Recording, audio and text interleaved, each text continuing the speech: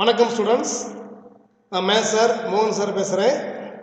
Okay, இப்போ இதில் last 2 கிளாஸில் பார்த்தீங்கன்னாக்கா இந்த ஃபங்க்ஷனுக்கான டெஃபினேஷன்ஸ் பார்த்தோம். ஓகேங்களா, ஒரு போதிய டெஃபினேஷன்ஸு ஒரு பார்த்துருக்குறோம். நமக்கு எப்போவுமே டெஃபினேஷன்ஸ் கான்செப்ட் முக்கியம், ப்ராப்ளம் செய்கிறது ஈஸி. ஓகேங்களா, அதில் கான்செப்ட் நம்ம மெயினாக தெரிஞ்சுக்கிடுங்க. எல்லாருக்கும் டெஃபினேஷன் தெரிஞ்சுக்கிட்டு அதுக்கப்புறம் நம்ம ப்ராப்ளத்தை செய்வோம். ஓகேங்களா, இப்போ நமக்கு வந்து பார்த்தோம்னாக்கா ப்ராப்ளம் போகிறோம். ப்ராப்ளம் பார்த்தீங்கன்னாக்கா எக்ஸசைஸ் 1.3. இந்த 1.3ல் பார்த்தீங்கன்னாக்கா நமக்கு ஒரு 20 ப்ராப்ளம் இருக்குது. இதில் முதல்ல ஒரு 8-9 ப்ராப்ளங்களை இப்போ நம்ம முதல்ல பார்க்குறோம். ஓகேங்களா, எக்ஸசைஸ் 1.3ல் first problem, suppose that 120 students are studying in 4 sections of 11th standard in a school. Let A denote the set of students and B denote the set of the sections. Define a relation from A to B as X related to Y if the student X belongs to the section Y. Is this relation a function? What can you say about the inverse relations? Explain your answer. அதாவது Tamil medium students கொஞ்சம் புக்கை பார்த்துங்க.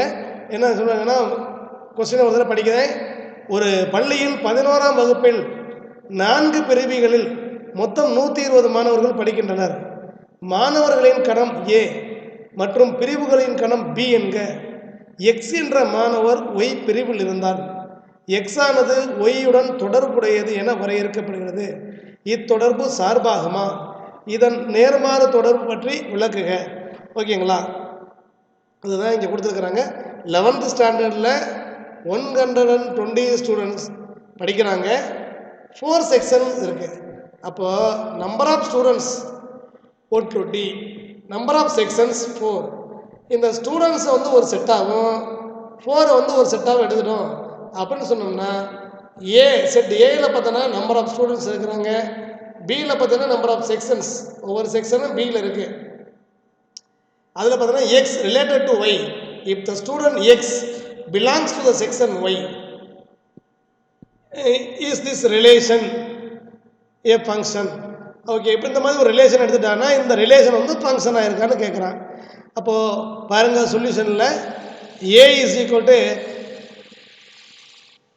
set of students in 11th standard. அப்போ இந்த set ஏயில் பார்த்தீங்கன்னா 11th standard படிக்கக்கூடிய students எல்லாம் ஏக்குள்ள இருக்கிறாங்க. A is equal to set of students in 11th standard. எத்தனை பேர் இருக்கிறாங்க? N of A equal to 120. அடுத்து செட் பி பாருங்கள், B is equal to set of sections in 11th standard. 11th ஸ்டாண்டர்டில் இருக்கக்கூடிய செக்ஷன்ஸ் எல்லாம் பார்த்தோம்னா செட் பிக்குள்ளே இருக்குது. அதில் என் ஆஃப் பி ஆனால் எத்தனை செக்ஷன்ஸ் இருக்குது? 4 செக்ஷன்ஸ். இப்போ என்ன நம்ம ரிலேஷன் வந்து டிஃபைன் பண்ணுறோம்னா, relation R X related to Y implies if the students X belongs to the section Y. எக்ஸுங்கிற ஸ்டூடெண்ட்டு ஒய்ங்கிற செக்ஷனில் இருக்கிறான், எக்ஸுங்கிற ஸ்டூடெண்ட்டு ஒய்ங்கிற செக்ஷனில் இருக்கிறான். இதுதான் நமக்கு ரிலேஷனாக இருக்குது அப்படின்னு சொன்னோம்னா இந்த ரிலேஷன் வந்து ஒரு ஃபங்க்ஷனாக இருக்குமா? ஓகே, இப்போ நமக்கு ஏ அப்படிங்கிற இந்த செட்டுக்குள்ளே எத்தனை எலமெண்ட்ஸ் இருக்குது? 120 எலமெண்ட்ஸ் இருக்குது, 120 ஸ்டூடெண்ட்ஸ் இருக்கிறாங்க. பிங்கிற செட்டுக்குள்ளே 4 எலமெண்ட்ஸ் 4 செக்ஷன்ஸ் தான் இருக்காங்க.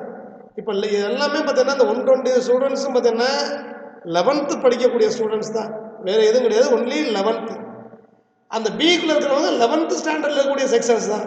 அப்போ இந்த 120 ஸ்டூடெண்ட்ஸை கண்டிப்பாக பியில் இருக்கக்கூடிய ஏதோ ஒரு செக்ஷனில் கண்டிப்பாக இருப்பான்.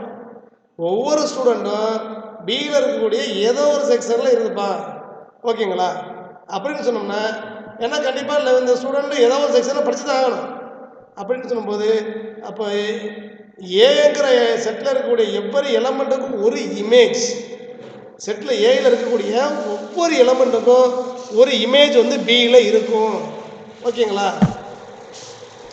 For every student in A there correspondence a unique class in B. Hence the relation defined from A to B as X related to Y. If the students X belongs to the section Y, he is a function. therefore f is a function from a to b. ஓகேங்களா? அப்போ ஏயில் இருக்கக்கூடிய ஒவ்வொரு ஸ்டூடெண்ட்டும் அதுக்கு பியில் இருக்கக்கூடிய ஒவ்வொரு student ஏதாவது ஒரு செக்ஷனில் தான் இருக்க முடியும். ஒவ்வொரு ஸ்டூடெண்ட்டுக்கும் பியில் இருக்கக்கூடிய ஒரு செக்ஷனில் இருக்கிறான் அப்படின்னா இந்த ரிலேஷன் எஃப் வந்து ஏ டு பி இது வந்து ஒரு ஃபங்க்ஷனாக இருக்கும். அடுத்து இன்வர்ஸ் ரிலேஷன் அப்படின்னு பார்க்கும்போது பார்த்தோம்னா இந்த inverse relation is F inverse equal to is B to A. F inverse from B to A. இப்போ பி டு ஏன்னு சொன்னோம்னாக்கா பியில் வந்து பார்த்தீங்கன்னாக்கா 4 எலமெண்ட்ஸ் மட்டும் தான் இருக்குது. ஏன்னா செக்ஷன் 4 செக்ஷன் மட்டும் தான் 4 செக்ஷன் தான் இருக்கிறான். அப்போ 4 செக்ஷன் பார்த்தீங்கன்னாக்கா ஏயிலிருந்து ஒவ்வொரு செக்ஷன்லையும் நிறைய ஸ்டூடெண்ட்ஸ் அங்கே லிங்க் ஆகிருப்பாங்க.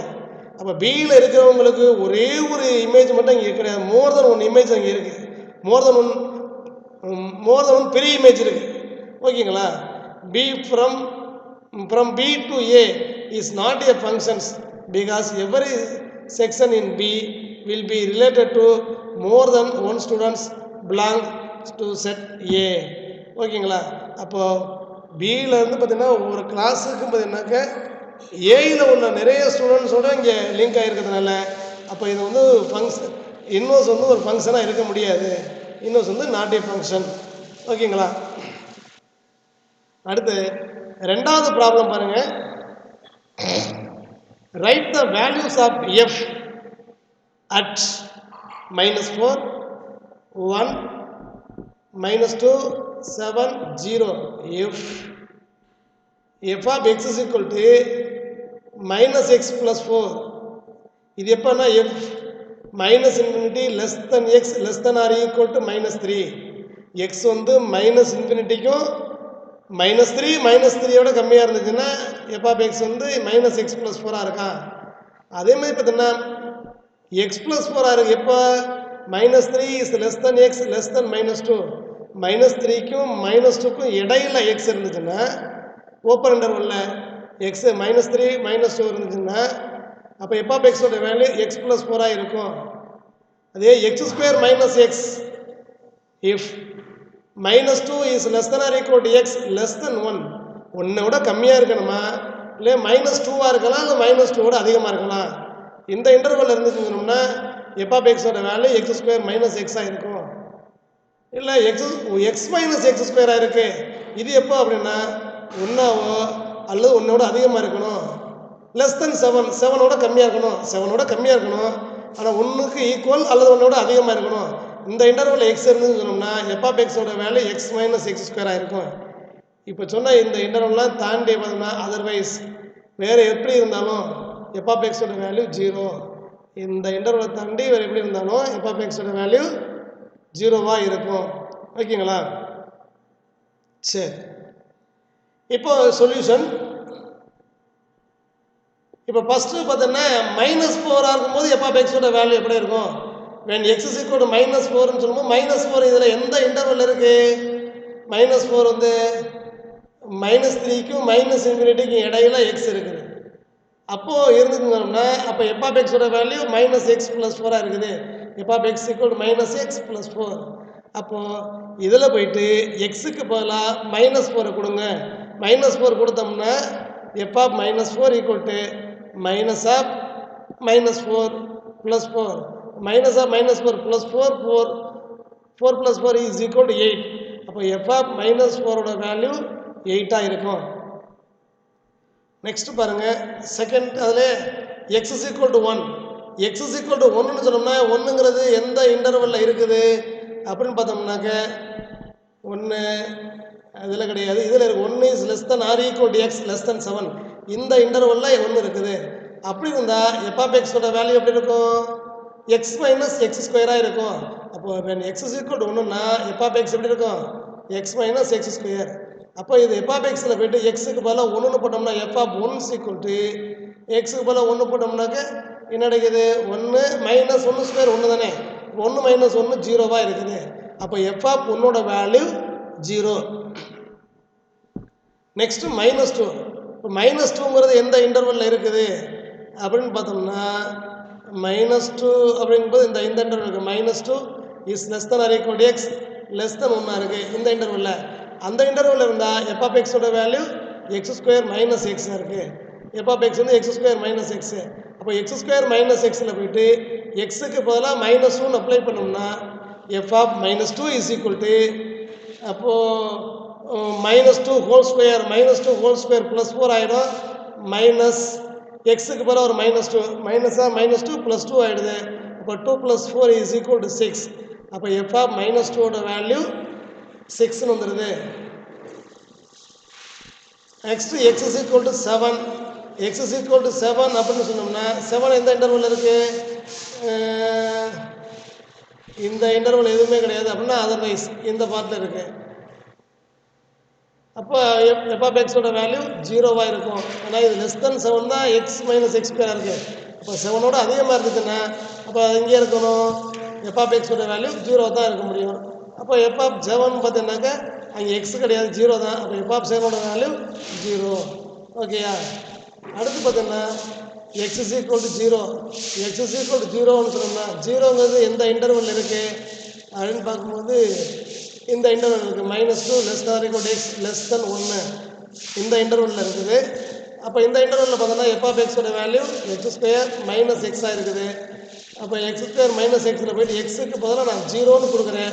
அப்போ எஃப் ஆஃப் 0ஓட வேல்யூ நமக்கு கிடைக்கும். போட்டோம்னா எக்ஸுக்கு பதிலாக 0 போட்டால் 0 -0. அப்போ 0 - 0 என்ன கிடைக்குது? 0. அப்போ எஃப் ஆஃப் 0ஓட வேல்யூ 0ன்னு கிடைக்குது. ரொம்ப சிம்பிளாக இந்த ப்ராப்ளத்தை நீங்கள் அழகாக செய்யலாம்.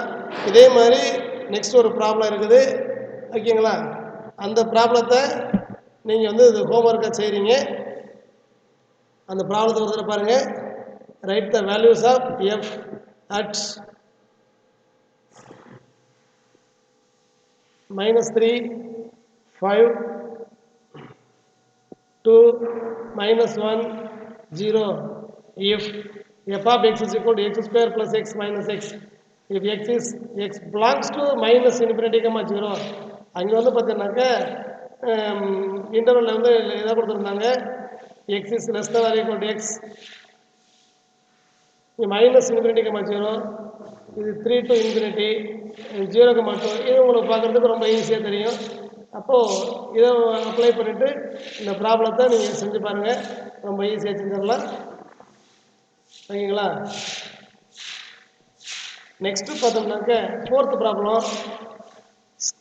State whether the following relations are functions or not. If it is a function check for one to oneness and ஆன்-to-நஸ்.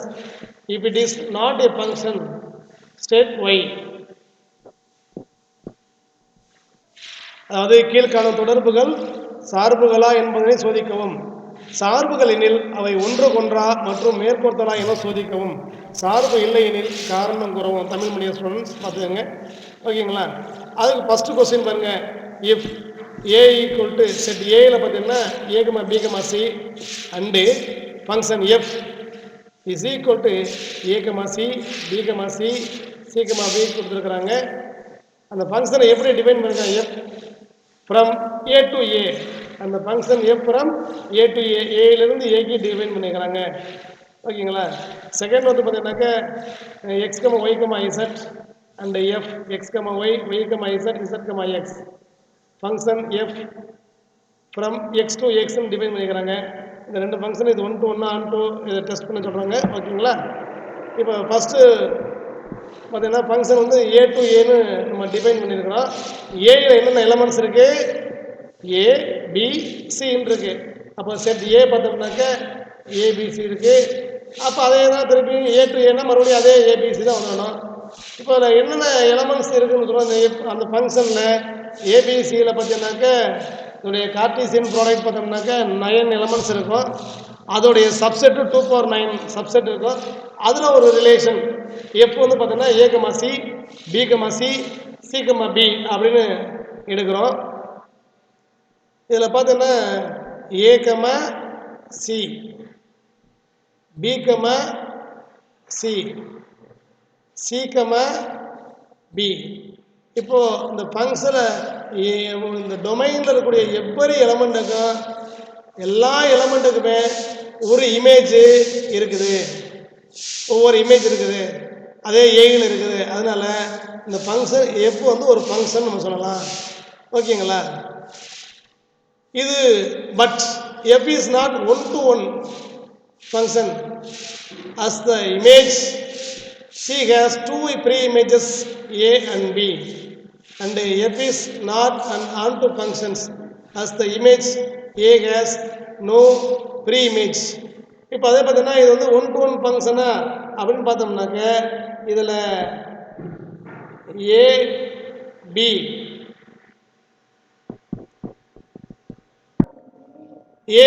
இவங்க ரெண்டு பேருக்கு இமேஜ் சி இருக்கு. அப்போ சியோடைய ப்ரீ இமேஜ் வந்து ஏபி ரெண்டு பேர் இருக்கிறதுனால அப்போ இது வந்து ஒன் டு ஒன் கிடையாது. ஓகேங்களா? அதே மாதிரி ஆன் டு ஃபங்க்ஷனா அப்படின்னு பார்த்தோம்னா இது கோடமைன், அது இதில் ஏக்கு பார்த்தீங்கன்னாக்க ப்ரீ இமேஜ் கிடையாது, ஏக்கு ப்ரீ இமேஜ் கிடையாது. அதனால இது வந்து அது செகண்ட் செட்டில் இருக்கக்கூடிய ஏக்கு ப்ரீ இமேஜ் கிடையாது. அதனால் இது வந்து ஆன் டு ஃபங்க்ஷனும் கிடையாது. இப்போ ஒன் டு ஒன்றும் கிடையாது, ஆன் டூவும் கிடையாது. ஆனால் அது ஒரு function.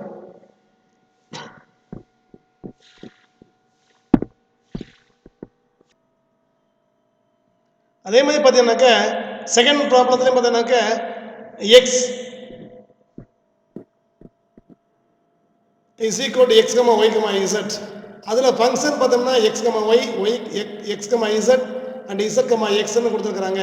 Function F from X to எக்ஸ்ன்னு கொடுத்துருக்காங்க. அப்போ எக்ஸில் உள்ள எலமெண்ட்ஸ் எக்ஸ் ஒய் இசட்டு, அது எக்ஸ் ஒய் இசட்டு. இப்போ எக்ஸ் டு எக்ஸ்ன்னு சொல்லும்போது இந்த ஃபங்க்ஷன் எப்படி டிஃபைன் பண்ணுறோம்? X comma Y. அடுத்து பார்த்தீங்கன்னா எக்ஸ் கமா இசட்டு. அப்போ டொமைனில் இருக்கக்கூடிய எக்ஸுக்கு ரெண்டு இமேஜ் இருக்குது, மோர் தென் ஒன் இமேஜ் இருக்குது. அந்தலே பார்த்தீங்கன்னா அது நாட் ஏ ஃபங்க்ஷன் முடிவு பண்ணிடலாம். அதே சமயத்தில் பார்த்தோம்னா டொமைனில் இருக்கக்கூடிய ஒய்ங்கிற எலமெண்ட்டுக்கு இமேஜே இல்லாமல் இருக்குது. அப்படி ஏன்னா ஒரு டொமைனில் இருக்கக்கூடிய எவ்வொரு எலமெண்ட்டுக்கும் இமேஜ் இருக்கணும், அதுவும் ஒரே ஒரு இமேஜ் இருக்கணும். அப்படி இருந்தால் மட்டும்தான் அது வந்து ஃபங்க்ஷனாக இருக்க முடியும்.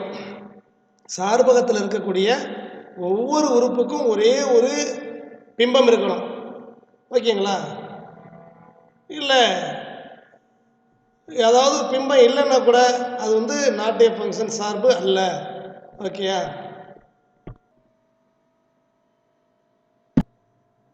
Question number 5. இந்த கொஸ்டின் நம்பர் 5 பார்த்தீங்கன்னாக்க ரெண்டு செட்டு கொடுத்துருக்காங்க, ஏ பிங்கிற ரெண்டு செட்டு கொடுத்துருக்குறான்.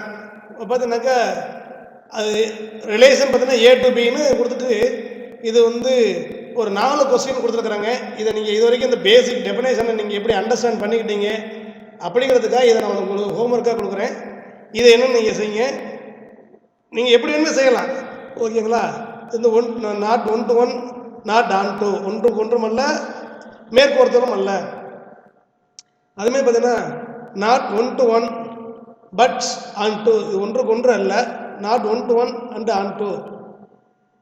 தேர்டு பார்த்தீங்கன்னா ஒன்றுக்கு ஒன்று ஆனால் மேற்கோர்த்தல் அல்ல, one to one but not on to, one to one and on to, ஒன்றுக்கு ஒன்று மற்றும் மேற்கோர்த்தல். இப்போ இதுக்கு பார்த்தீங்கன்னா நீங்கள் ஒரு சிம்பிள் அதை வந்து ஒரு எக்ஸாம்பிளாக இந்த செட்டில் இருந்து ஏபியிலேருந்து எடுத்துக்கிட்டு கொடுங்க பார்ப்போம். எப்படி நீங்கள் அண்டர்ஸ்டாண்ட் பண்ணிக்கிங்கிறத நம்ம பார்க்க போகிறோம். ஓகேங்களா? கொஸ்டின் நம்பர் 6 பாருங்கள். Find the domain of 1/1 - 2 sin x. Maximum questions இந்த மாதிரி கொஸ்டின்ஸ் 2 மார்க் 3 மார்க்கில் கேட்பாங்க. பாருங்கள். அப்போ 1/1 - 2 sin x என்ற சார்பின் சார்பகத்தை காண்க. டொமைனை கண்டுபிடிக்க சொல்கிறாங்க. இப்போ டொமைன் அப்படின்னு சொல்லும்போது பார்த்தீங்கன்னா இது 1/1 - 2 sin x. இதோடைய டினாமினேட்டர் யார்? 1 - 2 sin x. எப்போவுமே ஒரு ஃபங்க்ஷன் பார்த்தீங்கன்னா டினாமினேட்டர் மட்டும் எப்போவுமே நாட் ஈக்குவல் டு 0வாக இருக்கணும். நாட் ஈக்குவல் டு 0 அப்படின்னு சொல்லும்போது இதை ரெண்டு டைப்பாக செய்யலாம். ஒரு டைப் என்ன பார்த்தீங்கன்னா 1 - 2 sin x is not equal to 0. அந்த -2 sin x ஆகிட்டு போனால் ரைட் ஆங்கிள்னா +2 sin x. அப்போ 2 sin x is not equal to 1. அப்போ sin x is not equal 1/2. அப்போ sin x நாட் ஈக்குவல் 1/2னா sin x வந்து எப்போ 1/2 இருக்கும்? π/6 1/2 இருக்கும். இப்போ நாட் ஈக்குவல் 1/2ன்னு சொல்லும்போது அப்போ x is not equal to π/6. x வந்து π/6 கிடையாது. அப்போ x is not equal to π/6. அப்போ ஜென்ரலாக பார்த்தோம்னா இது வந்து x வந்து π/6 இல்லை மல்டிபிள்ஸ் ஆஃப் π ப்ளஸ் -1/n × π/6. இந்த மாதிரி ரெண்டு சான்சஸ் இருக்குது. Multiples of π plus minus 1 power n into pi pi 6. அப்போ டொமைனில் பார்த்தோன்னா இந்த எலமெண்ட்ஸ் மட்டும் இருக்கக்கூடாது, இதை தவிர மிச்சம் எல்லாமே இருக்கணும். அப்படின்னா திரும்ப டொமைன் பார்த்தீங்கன்னா set of all real numbers, அந்த ரியல் நம்பர் செட்டில் except n pi plus minus 1 power n into pi pi 6 n belongs to z. ஓகேங்களா? அப்போ n பிலாங்ஸ் டு z, zங்க ரெண்டு இன்டிஜரையும் பையால் மல்டிப்ளை பண்ணுறோம், multiples of pi plus minus 1 power n into pi pi 6 இருக்கும். அப்போது இதில் ரியல் நம்பரில் இதை தவிர மிச்சம் எல்லாம் பார்த்தீங்கன்னா இந்த ஃபங்க்ஷனோட டொமைனாக இருக்கும். இதையே இன்னொரு டைப்பில் எப்படி செய்யலாம் அப்படின்னு பாருங்கள். இது ஒரு சிம்பிளாக டைப் தான். 1 minus 2 sine x equal to 0. இப்போ சப்போஸ் இந்த டினாமினேட்டர் நான் 0ன்னு எடுத்துக்கிறேன். அப்போ எப்போ 0 வரும்? 2 sine x is equal to 1. அப்போ சைன் எக்ஸ் ஈக்குவல் 1/2. இப்போ சைன் எக்ஸ் ஈக்குவல் 1/2 1/2க்கு பதிலாக சைன் பை பை 6ன்னு எழுதுறேன். sin x equal to sin pi by 6, sin x equal to sin pi by 6. அப்போ sin pi by 6 நான் ஆல்பான்னு சொன்னேன்னா இப்போ sin x equal to sin alpha, sin x equal to sin alpha இருந்தால் x என்னவா இருக்கும்? x is equal to n pi plus minus 1 power n into alpha இருக்கும். அதாவது இந்த result n pi plus minus 1 power n into alpha இருக்கும். n belongs to z. அப்படின்னா இப்போ நமக்கு வந்து டினாமினேட்டர் வந்து x வந்து இந்த மாதிரி இருந்தால் 0 ஆகும். இப்போ 0 ஆகக்கூடாதுன்னா அப்போ இந்த எலமெண்ட் இந்த ரிசல்ட் மட்டும் அங்கே இருக்கக்கூடாது. அப்படின்னா திரும்ப இந்த domain of f of x is set of all real numbers except minus n pi plus minus 1 power n into alpha. ஓகேங்களா? ஓகே, நல்ல ப்ராப்ளம். நெக்ஸ்ட் ஒன் பார்த்தீங்கன்னாக்க find the largest possible domain of the real valued function f of x square square root of 4 minus x square divide by square root of x square minus 1. இப்போ largest possible domain of the real valued function, domain பார்த்தீங்கன்னா real valued ஃபங்க்ஷனாக இருக்கணும். ஒரு largest possible domain என்ன அப்படின்னு கேட்குறாங்க. ஓகேங்களா? இப்போ இந்த function f of x equal எப்படி இருக்கு? Square root of 4 minus x square by square root of x square minus 9 அப்படின்னு இருக்குது. இப்போ நியூமரேட்டரும் ரூட்டுக்குள்ளே இருக்குது, டினாமினேட்டரும் ரூட்டுக்குள்ளே இருக்குது. இப்போ நமக்கு பாசிட்டிவ் வேணும் அப்படின்னு சொன்னோம்னா, ரியல் வேல்யூ வேணும்னா ரூட்டுக்குள்ளே இருக்கக்கூடிய வேல்யூ வந்து பார்த்திங்கன்னா நான் நெகட்டிவாக இருக்கணும். ஓகேங்களா? அதாவது பாசிட்டிவாக இருக்கணும். நெகட்டிவாக இருந்தால் இமேஜினரியாக போயிடும். அப்போ நான் நெகட்டிவாக இருக்கணும். அப்போ எக்ஸுக்கு பதிலாக என்ன கொடுத்தா நான் நெகட்டிவாக இருக்கும், இல்லை என்ன கொடுத்தா இமேஜினரியாக மாறும் அப்படின்னு சொல்லும்போது பாருங்கள், எக்ஸு இங்கே square root of 4 minus x square இருக்குது. இதில் எக்ஸுக்கு பார்த்தீங்கன்னா 2ன்னு கொடுத்தோம்னா 2 ஸ்கொயர் 4 மைனஸ் 4 0 இருக்கும். 3ன்னு கொடுத்தோம்னா 3 ஸ்கொயர் 9 4 மைனஸ் 9 மைனஸில் இருக்கும். அப்போது 2 விட அதிகமாக கொடுக்குறோம், கிரேட்டர் தென் 2 அப்படின்னு கொடுத்தோம்னா இதோட வேல்யூ நெகட்டிவாக இருக்கும். அப்போது ரூட்டுக்குள்ளே மைனஸ் வந்தால் இமேஜினரியாக போயிடும். அதே மாதிரி less than -2 minus 3 square 9 4 minus 9 minus 5. அப்போது இந்த ரூட்டுக்குள்ளே நெகட்டிவ் வந்துருக்கு. அப்போது -2 விட கம்மியாக இருக்கணும், +2 விட அதிகமாக இருக்கணும். இப்போ நம்பர் லைனில் போய் பார்த்தோம்னாக்க இந்த 2 விட அதிகமாக போனால் 2 டு இன்ஃபினிட்டி, இதில் எந்த கிரேட்டர் தென் 2 எதை கொடுத்தாலும் அந்த 4 மைனஸ் எக்ஸ் ஸ்கொயர் வந்து இமேஜினரியாக தான் இருக்கும். அதே மாதிரி மைனஸ் இன்ஃபினிட்டிக்கு -2 இந்த இன்டர்வலில் எதை கொடுத்தாலும் இமேஜினரியாக தான் இருக்கும். அப்போ இதில் ரியல் வேல்யூ என்னவாக இருக்கும்? -2 இருக்கலாம், இல்லை +2 இருக்கலாம், இல்லை இதுக்கு இடையில் எந்த வேல்யூ கொடுத்தாலும் அப்போ ரூட்டுக்குள்ளே உள்ளது பாசிட்டிவாக இருக்கும். அப்போ ரியல் வேல்யூ நமக்கு கிடைக்கும். அப்போ நியூமரேட்டர் வந்து பார்த்தீங்கன்னாக்க X greater than 2 and X less தான் ஈக்குவல் டு -2 லெஸ் தென் -2 இதில் இமேஜினரியாக இருக்குது. அப்போ அதே மாதிரி எக்ஸ் ஸ்கொயர் மைனஸ் 9 சொல்லும்போது இப்போ எப்போ 0 வரும்? எக்ஸ் வந்து 3 இருந்தால் 3 ஸ்கொயர் 9. ஓகேங்களா? அப்போ எக்ஸ் வந்து +3 இருந்து -3 இருந்து ஸ்கொயர் பண்ணாலும் 9 தான் கிடைக்க போகுது. அப்போ எக்ஸ் வந்து 3 -3 எடுத்துக்கிறோம். அப்போ எக்ஸ் இஸ் கிரேட்டர் தென் -3 -3 அதிகமாக இருந்துச்சு அப்படின்னு சொன்னோம்னா அதை ஸ்கொயர் பண்ணும்போது என்ன கிடைக்கும்? அது பாசிட்டிவாக இருக்கும். பாசிட்டிவாக இருக்குது அப்படின்னு சொன்னோம்னா எக்ஸ் வந்து -3 ஸ்கொயர் -2 ஸ்கொயர் -1 ஸ்கொயர் இதெல்லாம் பார்த்தீங்கன்னா -2 ஸ்கொயர் -1 ஸ்கொயர் இதெல்லாம் பார்த்தீங்கன்னா லெஸ் தென் 9 தான் இருக்கும். அப்போது அதுலேருந்து 9 மைனஸ் பண்ணோம்னா ரூட்டுக்குள்ளே நெகட்டிவ் வந்துடும். ஓகேயா? அப்போ -3 அதிகமாக இருக்கணும். அதே மாதிரி பார்த்தீங்கன்னா எக்ஸ் இஸ் லெஸ் தென் 3 3 கம்மியாக இருக்கணும். 3 கம்மியாக இருந்தாலும் அது எங்கே இருக்கும்? ஸ்கொயர் பண்ணும்போது 9ஓட கம்மியாக இருக்கும். அப்போ -3க்கும் +3க்கு இடையில எந்த வேல்யூ கொடுத்தாலும் -3யோ இல்லை +3யோ இல்லை ரெண்டுக்கு இடையில எதை கொடுத்தாலும் அங்கே நமக்கு இமேஜினரி தான் நமக்கு கிடைக்கும். அப்போ இதில் ரியல் வேல்யூ என்னவா இருக்குது அப்படின்னா -3லேருந்து -3 வரைக்கும் கொடுத்தோம்னா ரியல் வேல்யூ கிடைக்கும். 3 to infinity பார்த்தோம்னா ரியல் வேல்யூ கிடைக்கும். அப்போது இதில் நியூமரேட்டர் பார்த்தீங்கன்னாக்கா ரியல் வேல்யூ -2 to +2 இருக்குது. ஆனால் அங்கே வந்து பார்த்தீங்கன்னா இது டினாமினேட்டர் பார்த்தீங்கன்னா இமேஜினரியாக போயிடுது. அப்போ ரெண்டுக்குமே காமன் எலமெண்ட்ஸ் இங்கே இல்லவே இல்லை. அப்போ பார்த்தீங்கன்னாக்கா ஏன்னா நியூமரேட்டர் ரியலாக இருக்கையில் டினாமினேட்டர் இமேஜினரி ஆகும், நியூமரேட்டர் இமேஜினரி ஆகும்போது டினாமினேட்டர் ரியலாக மாறிக்கிடுது. அப்போ எதுவுமே நமக்கு ரியல் வேல்யூ நமக்கு இந்த ஃபங்க்ஷனில் இருக்கவே இருக்காது. இப்போ டோட்டலாக நம்ம f(x = √4 - x² / x² - 9 சொன்னோம்னாக்கா no real values of x, f(x) is defined. ஓகேங்களா? அடுத்து find the range of the function 1/2 cos x - 1. 1/2 cos x - 1 உடைய ரேஞ்ச் என்னன்னு கேட்குறாங்க. Like f(x) = 1/2 cos x - 1. இப்போ இதோட ரேஞ்சுன்னு சொல்லும்போது பார்த்தீங்கன்னாக்கா நமக்கு இதில் ட்ரிக்னாமெட்ரி ஃபங்க்ஷன் வந்து கொசைன் ஃபங்க்ஷன் இருக்குது. 2 cos x - 1 இங்கே கொசைன் ஃபங்க்ஷன் இருக்குது. அப்போ கொசைன் ஃபங்க்ஷனுடைய ரேஞ்ச் எப்படி இருக்கும்? காசில் குறைச்ச வேல்யூ -1 இருக்கும், அதிகபட்ச வேல்யூ +1 இருக்கும்.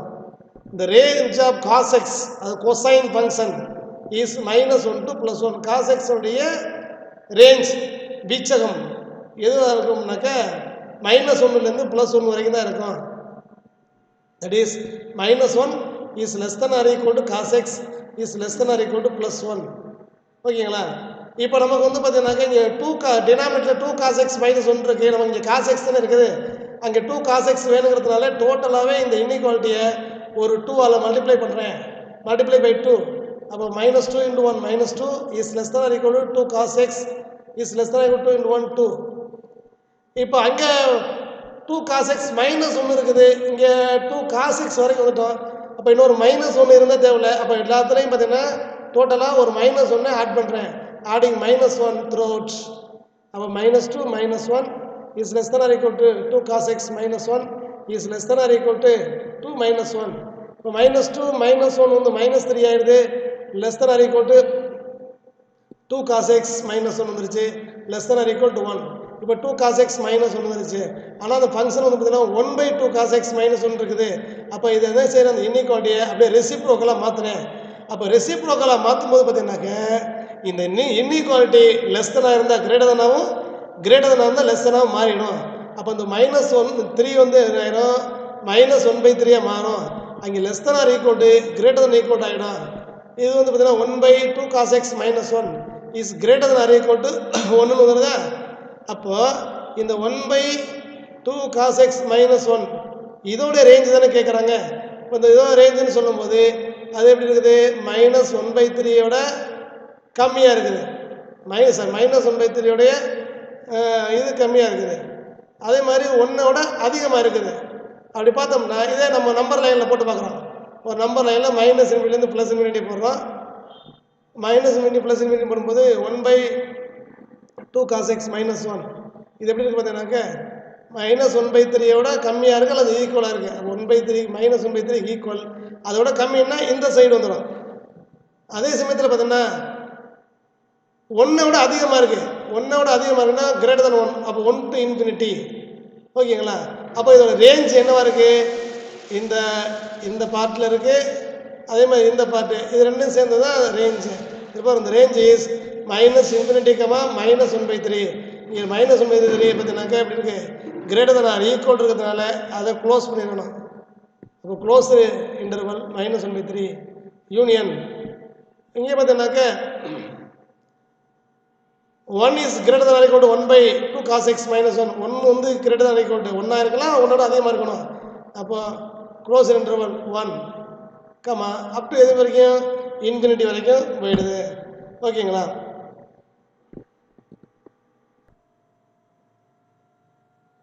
நைன்த் சம் பாருங்க. So that the relation xy is equal to -2 is a function for a suitable domain. Find the domain and the range of the function. ஓகேங்களா? தமிழ் மொழியத்தை பாருங்கள். தமிழ் மொழியம் xy -2 எனும் தொடர்பு தகுந்த சார்பகத்தில் ஒரு சார்பு என காட்டுக. இதன் சார்பகம் மற்றும் வீச்சகம் காண்க. ஓகேங்களா? அதாவது இதோடைய சூட்டபிள் டொமைன் என்ன அப்படின்னு கேட்குறாங்க. அதே மாதிரி பார்த்தோம்னாக்க இதோட domain and range of the function என்னன்னு கேட்குறாங்க. கொடுக்கக்கூடிய ஃபங்க்ஷன் xy -2. இப்போ xy -2 சொல்லும்போது இந்த ஃபங்க்ஷன் நம்ம எப்படி எழுதலாம்? y -2/xன்னு எழுதிக்கலாம். -2/xன்னு எழுதும்போது x எங்கே இருக்குது? டொமைன். டொமைன் பார்த்தீங்கன்னா டினாமினேட்டர் இருக்குது. ஓகேங்களா? அப்போ டினாமினேட்டரில் வந்து பார்த்தீங்கன்னா எக்ஸ் இருக்கும்போது டொமைன் வந்து ஒரு ரியல் வேல்யூடு ஃபங்க்ஷன்.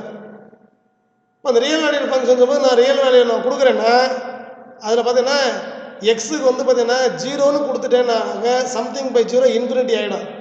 அப்போது இந்த ரியல் வேல்யூடு ஃபங்க்ஷனில் டினாமினேட்டரில் 0 கொடுத்தா இன்ஃபினிட்டி ஆகிடும். அதனால் 0 மட்டும் கொடுக்கக்கூடாது. அதனால் X is not equal to 0. X வந்து 0 இருக்கக்கூடாது. அப்படின்னா ஒய் வந்து -2/x இருக்கும். ஓகேங்களா? அப்படின்போது அப்போ இந்த டொமைன் இருக்கும், இந்த 0 இருக்கக்கூடாது. அப்போ இந்த நம்பர் லைனில் வந்து 0 மட்டும் பார்த்தீங்கன்னா அன்ஃபில்டு சர்க்கிள். அப்போ 0வை தவிர மிச்சம் எல்லாமே டொமைனாக இருக்கும். அப்போ இந்த டொமைன் இஸ் -∞, 0 யூனியன் 0, இப்போ -∞, 0 யூனியன் 0, பார்த்தீங்கன்னா எல்லாமே ஓப்பன் இன்டர்வலில் இருக்கணும். அப்போ அங்கே 0 மட்டும் இருக்காது. தட் இஸ் அது set of all real numbers except 0. அப்போ நம்ம டொமைன் வந்து பார்த்தீங்கன்னா 0வை தவிர எதை கொடுத்தாலும் ஒரு ரியல் வேல்யூடு கிடைக்கும். ஓகேங்களா? அப்படின்னு சொன்னோம்னா ரேஞ்சு என்னவா இருக்கும்? ரேஞ்சு ஏதாவது ஒரு ரியல் வேல்யூடு தான் இருக்கும். ஆனால் எது வர முடியாது? 0 வர முடியாது. ஏன்னா இங்கே இன்ஃபினிட்டி கொடுத்தா தான் நமக்கு வந்து 0 கிடைக்கும். டினாமினேட்டர் வந்து இன்ஃபினிட்டியாக இருந்தால் 0 கிடைக்கும். அதனால் இங்கே நமக்கு இன்ஃபினிட்டி கொடுக்க முடியாது. அப்போது இந்த range is set of all real numbers except 0. ஓகேங்களா? இப்போ இந்த 9 ப்ராப்ளம்ஸ் பார்த்துருக்குறோம். இந்த ப்ராப்ளம்ஸை எல்லாத்தையும் நீங்கள் செஞ்சு பாருங்கள். 1-2 ப்ராப்ளம் இடையில ஹோம்ஒர்க் கொடுத்துருக்குறேன். அதையும் கொஞ்சம் ட்ரை பண்ணி பாருங்கள் ஸ்டூடெண்ட்ஸ். ஓகேங்களா? அந்த பேசிக் டெஃபினேஷன்ஸையும் படித்து பாருங்கள். இந்த ப்ராப்ளத்தையும் செஞ்சு பாருங்கள். Okay, thank you students. நெக்ஸ்ட் கிளாஸில் ரிமைனிங் ப்ராப்ளம்ஸை பார்ப்போம். ஓகேங்களா? இந்த டெஃபினேஷன் பார்த்துருங்க, எல்லாத்தையும் தர பண்ணுங்கள். ஓகே.